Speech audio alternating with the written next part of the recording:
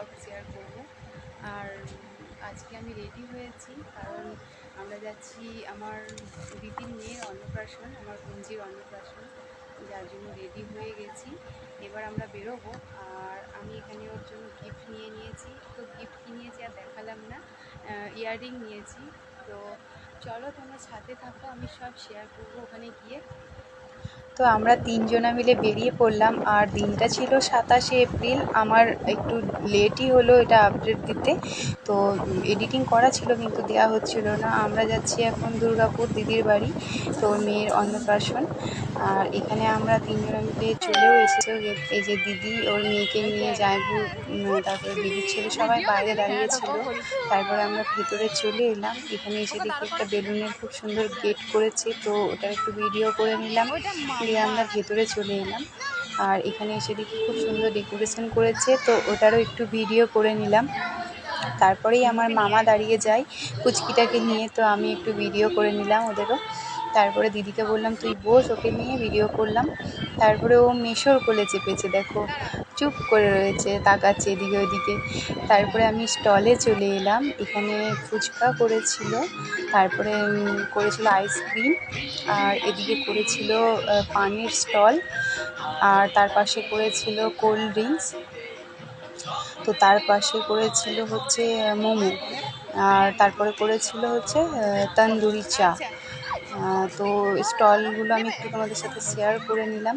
তো ওদের ফ্ল্যাটে থাকে ওরা, যার জন্য ওদের সেরকম জায়গা নেই। তো পাশে একটা ক্লাব ছিল একটু দূরে, তো ওইখানেই ওরা করেছিল ডেকোরেশনটা।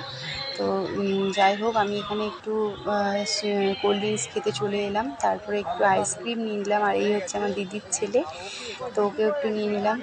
আর রুমে এসে দেখি মেয়ে ক্লান্ত, তো ড্রেসটাও চেঞ্জ করিয়ে দিলাম। আর এখানে আমার বোনও বসে আছে, একটু হাই করে দিল।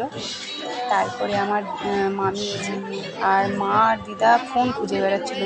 দিদার ফোনটা মাকে দিয়েছে, আর মা কোথায় রেখেছে মনে পড়ছে না। দিদার মুখটা দেখো কেমন হয়ে আছে, মানে রাগ ধরে গেছে, ফোন খুঁজে পাচ্ছে না, স্বাভাবিক ব্যাপার।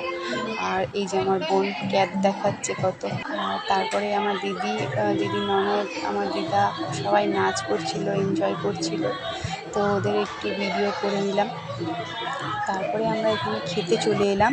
তো খেতে বসে গেছি আমরা, আর পেছনে আমার বর বসেছিল মামাদের সাথে, তো ওরাও খাচ্ছিল, আমরাও খেতে বসে গেলাম।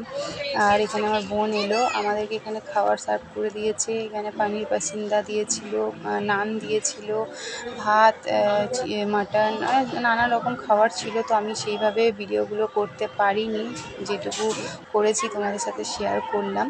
পরে মেনু কার্ডটা শেয়ার করে দেবো। আর এই যে আমার মা জল খাচ্ছিল। তারপরে বাইরে চলে এলাম, বাইরে স্টলে এসে আইসক্রিম নিয়ে নিলাম। আর এখানে একটা মিষ্টি পান নিয়ে আমি চেয়ারে বসেছিলাম, আর এদের নাচ দেখছিলাম, এনজয় করছিলাম। নিজে তো নাচতে পারছিলাম না, শরীর ভালো নেই, তো ওদের নাচ দেখেই আনন্দ করি। ওরা ফাটিয়ে নাচ করছিল, আমার জামাইবাবু থেকে শুরু করে ওদের বাড়ির সবাই খুব নাচ করছিল। ওরা নাচতে সবাই খুব ভালোবাসে। আর তারপরে আমাদের পুচকু সোনা দাদুর কোলে চেপে বসেছিল, তো ও কোলে বসে বসে, দাদুর কোলে বসে বসে দেখো হাত নাড়াচ্ছে, নাচ করছে, ওরও খুব মজা লাগছিল। তো ওর ভিডিও একটু করে নিলাম। ও ড্রেসটা চেঞ্জ করে নিয়েছে, গরম করছিল, তো ওর কাণ্ড দেখো, সবাইকে দেখছে আর নাচতে ইচ্ছা করছে ওরও। তো এখানে সবাই ফাটিয়ে নাচ করছিল। তো তারপরে ওদের নাচ টাচ হয়ে গেল, আর আমরাও এদিকে বাইরে চলে এলাম বাড়ি আসবো বলে। তো এখানে